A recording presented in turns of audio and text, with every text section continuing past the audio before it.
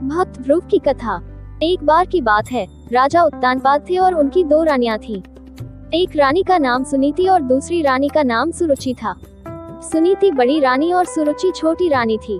रानी सुनीति के पुत्र का नाम ध्रुव और रानी सुरुचि के पुत्र का नाम उत्तम था। राजा उत्तानपाद का रुझान छोटी रानी सुरुचि की तरफ ज्यादा था, क्योंकि वो दिखने में काफी सुंदर थी, लेकिन रानी सुरुचि अपनी सुंदरता पर काफी घमंड करती थी। वहीं बड़ी रानी सुनीति का स्वभाव सुरुचि से बिल्कुल अलग था। रानी सुनीति काफी शांत और समझदार स्वभाव की थी। राजा का सुरुचि की तरफ अधिक प्रेम देखते हुए रानी सुनीति दुखी रहती थी, इसलिए वह अपना ज्यादा से ज्यादा वक्त भगवान की पूजा अर्चना करते हुए बिताती थी। एक दिन सुनीति के पुत्र ध्रुव अचानक अपने पिता राजा उत्तानपाद के गोद में जाकर बैठ गए। वह अपने पिता के गोद में बैठकर खेल ही रहे थे कि वहां छोटी रानी सुरुचि पहुंच गई। राजा के गोद में ध्रुव को बैठे देखकर रानी सुरुचि को गुस्सा आ गया। रानी ने ध्रुव को राजा के गोद से नीचे उतारते हुए कहा, तुम राजा के गोद में नहीं बैठ सकते हो। राजा की गोद और सिंहासन पर सिर्फ मेरे पुत्र उत्तम का अधिकार है। ये सुनकर ध्रुव को बहुत बुरा लगा। ध्रुव वहाँ से रोते हुए अपनी माँ के पास चला गया। ध्रुव को रोता देख माँ काफी चिंतित हो गई और ध्रुव से उसके रोने का कारण पूछा। ध्रुव ने रोते हुए सारी बात बताई। ध्रुव की बात सुनकर माँ के आंखों में भी आंसू आ गए। ध्रुव को चुप कराते हुए सुनीति ने कहा, भगवान की आराधना में बहुत शक्ति है। अगर सच्चे मन से आराधना की जाए तो भगवान से तुम्हें पिता की गोद और सिंहासन दोनों मिल सकते हैं। माँ की बात सुनकर ध्रुव ने निर्णय कर लिया कि वह सच्चे मन से भगवान की आराधना करेंगे। ध्रुव अपने महल से भगवान की प्रार्थना करने जंगलों की तरफ निकल पड़े। उन्हें रास्ते में ऋषि नारद मिले। छोटे से ध्रुव को जंगलों की तरफ जाता देख नारद ने उन्हें रोका। नारद ने उनसे पूछा, तुम जंगलों की तरफ क्यों जा रहे हो? ध्रुव ने उन्हें बताया कि वो भगवान का ध्यान करने जा रहे हैं। ध्रुव की बात सुनकर नारद ने उन्हें समझाकर राजमहल वापस भेजने की कोशिश की, लेकिन ध्रुव ने उनकी एक न सुनी। ध्रुव के निर्णय के कारण नारद ने ध्रुव को ओम नमो भगवते वासुदेवाय मंत्र का जाप करने को कहा। इसके बाद ध्रुव जंगल में जाकर इस मंत्र का जाप करने लगे। उधर नारद ने महाराज उत्तानपाद को ध्रुव के बारे में बताया। बेटे के बारे में सुनकर महाराज का मन चिंतित हो गया।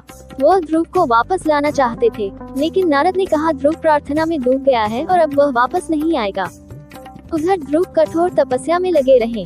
कई दिन और महीने गुजर गए, लेकिन ध्रुव प्रार्थना करते रहे। इस बीच ध्रुव की भक्ति से प्रसन्न होकर भगवान हरि ध्रुव के सामने प्रकट हुए। भगवान हरि ने ध्रुव को वरदान देते हुए कहा, तुम्हारी तपस्या से हम बहुत प्रसन्न हैं, तुम्हें राज सुख मिलेगा।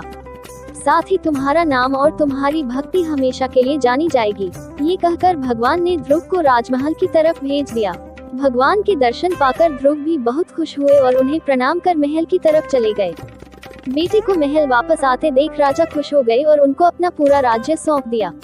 भगवान हरि के वरदान से भक्त ध्रुव का नाम अमर हो गया और आज भी उन्हें आसमान में सबसे ज्यादा चमकने वाले तारे ध्रुव तारे के नाम से याद किया जाता है। कहानी से सीख। इस कहानी से यही सीख मिलती है कि अगर धैर्य और सच्चे मन से कोई प्रार्थना करे तो उसकी इच्छा जरूरी पूरी होती है। नंबर 2, श्री कृष्ण के मुंह में ब्रह्मांड। ये बात उस समय की है जब दुष्टों को मारने और देश में धर्म की स्थापना के लिए भगवान विष्णु ने कृष्ण का अवतार लिया था। द्वापर युग की यह घटना कृष्ण भगवान के बाल जीवन से जुड़ी है, जब वह नंदगांव में माँ यशोदा की देखरेख में बड़े हो रहे थे।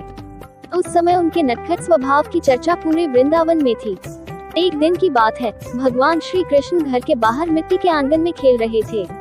उसी समय उसके बड़े भाई दाऊ वहां आए और देखा कि कन्हैया मिट्टी खा रहे हैं। दाऊ उनकी शिकायत लेकर माँ यशोदा के पास पहुँचे। दाऊ ने कहा, माँ, तुम्हारा प्यारा लाला आंगन में मिट्टी खा रहा है। ये सुनते ही यशोदा माँ सीधे बाल गोपाल के पास पहुँची और पूछा, लाला, तुमने मिट्टी खाई है? कान्हा बोले, नहीं माँ, मैंने मिट्टी नहीं खाई। माँ यशोदा को कान्हा की बात पर विश्वास नहीं हुआ और कहा, कान्हा, मुंह खोलकर दिखाओ कि तुमने मिट्टी नहीं खाई है। माँ यशोदा की बात सुनकर कान्हा ने जैसे ही मुंह खोला, माँ यशोदा चौंक गयी। माता को कान्हा के मुंह में मिट्टी कहीं नहीं नजर आई, बल्कि पूरा का पूरा ब्रह्मांड नजर आ रहा था। माँ यशोदा को अपनी आंखों पर विश्वास नहीं हो रहा था। अपने छोटे से कन्हैया के मुंह में उन्हें सारी सृष्टि और जगत के समस्त प्राणी नजर आ रहे थे।